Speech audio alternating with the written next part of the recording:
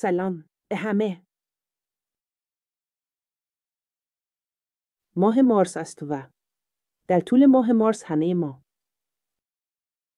رویدادهای زیادی را در سراسر جهان برگزار می‌کنیم. همه به یاد می‌آورند که سل چه بار مشکل بزرگی است. در 24 مارس 2543 سال از زمانی که رابرت کوخ مایکوباکتریوم توبرکلوزیس را به عنوان علت اصلی سل معرفی کرد می‌گذرد. و می‌دانید سخنرانی‌ها و پیام‌های زیادی ارسال خواهد شد، اما می‌دانید به همین دلیل است که می‌خواهم یک پیام کوتاه بدهم. و من 3 بخش دارم. 3 پیام برای 3 مخاطب مختلف. اول از همه پیام اول من به مردم است. می‌دانید ممکن است افرادی باشند که بخشی از جمع ما نیستند. شهروندان ساده که این پیام را خواهند شنید و چیزی که می‌خواهم به آنها بگویم این است که دوستان، سل هنوز وجود دارد. به عنوان بشریت ما در پایان دادن به این بیماری که هزاران سال با ما بوده است شکست خورده‌ایم. به عنوان بشریت اکنون در وضعیتی هستیم که در سال 2025 سل که یک بیماری هوابرد است بزرگترین قاتل بیماری‌های عفونی است. و این واقعیت که می‌دانید همه ما در معرض خطر ابتلا به سل هستیم. اصل هوابرد است، درست است. مثل کووید پخش می‌شود. و می‌دانید می‌توانید مرزهای خود را ببندید اما همچنان سل خواهید گرفت. می‌توانید بسیار از دستهای خود را بشویید و بسیار مراقب باشید و همچنان می‌توانید سل بگیرید. می‌توانید زیر پشه‌بند بخوابید، می‌توانید سالم‌ترین زندگی ممکن را داشته باشید تا زمانی که نفس می‌کشید و با دیگران در تماس هستید. می‌توانید سل بگیرید، می‌توانید به سل مبتلا شوید زیرا همانطور که گفتم هوابرد است. خوب. و می‌توانید نه فقط سل ساده بلکه سل مقاوم به دارو بگیرید که تشخیص آن بسیار دشوار است و درمان آن به ویژه دردناک است. بنابراین برای همه کسانی که این را میشنوند لطفاً به خاطر داشته باشید که سل وجود دارد که سل میتواند از طریق سرفه به ویژه سرفه خشک کاهش وزن تعریف شبانه ظاهر شود. احساس ناخوشایند اما همچنین میتواند علائم بسیار کم و ناچیزی داشته باشد و حتی میتوانیم سل بدون علامت داشته باشیم که میتواند گسترش یابد. بنابراین وقتی شروع به احساس ناخوشی و سرفه می کنید لطفاً سل را نادیده نگیرید و به خاطر داشته باشید که وجود دارد. زیرا میدانید باید به خاطر داشته باشیم که سل اینجاست، اما همچنین باید به خاطر داشته باشیم که این مسئولیت ماست، زیرا سل قابل درمان است. سل قابل تشخیص است، مقرون به صرفه است و همچنین قابل پیشگیری است. بنابراین به عنوان انسان این یک شکست برای همه ماست که هزاران سال از زمانی که سل شناخته شده است ما هنوز در این وضعیت هستیم که بیش از هر بیماری عفونی دیگری می‌کشد. ما باید این را متوقف کنیم.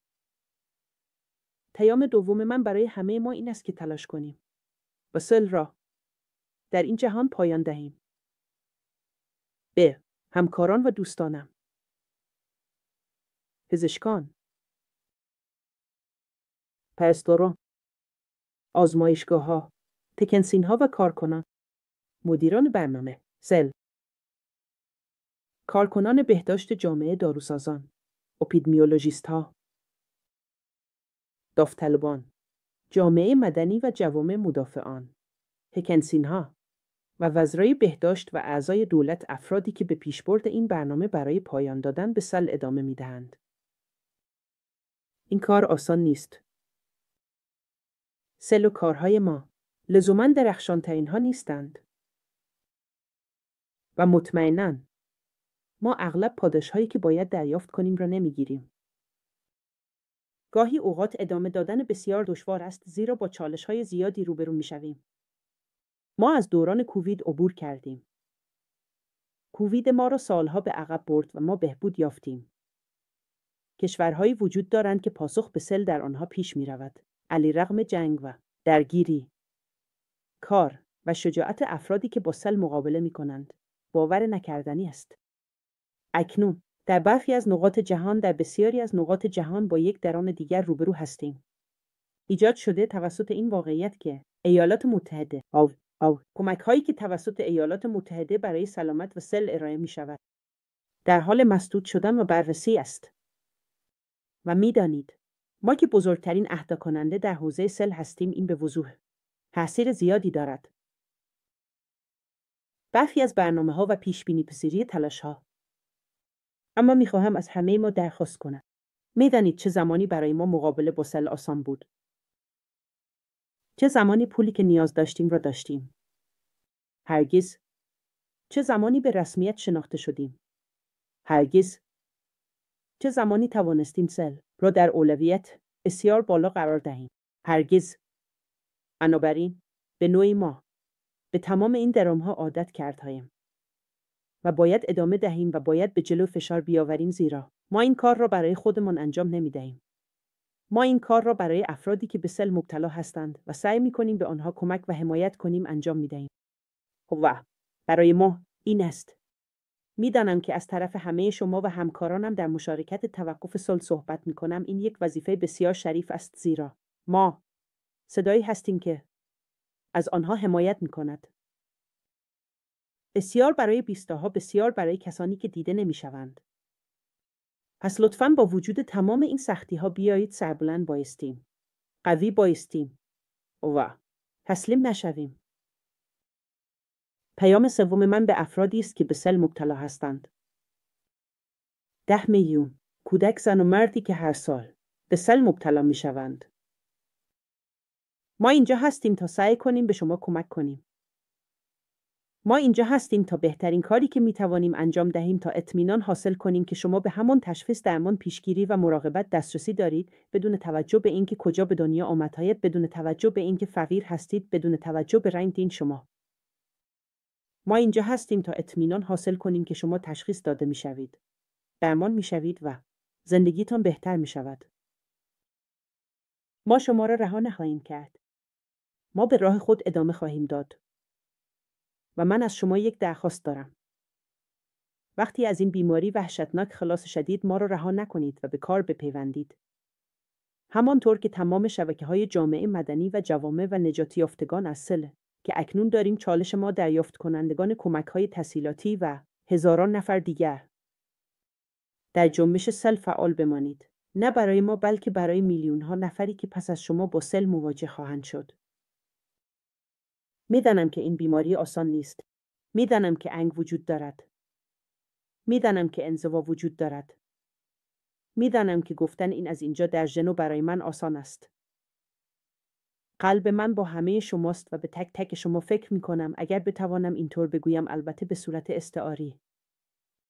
از آنچه که باید از سر بگذرانید. اما شما تنها نیستید و میتوانید از برخی از ابزارهای ما استفاده کنید. همانطور که میدانید ما یک ابزار تاثیرگذاری داریم تا سعی کنید با دیگران ارتباط برقرار کنید. و لطفاً احساس انزوا یا افسردگی یا تنهایی نکنید.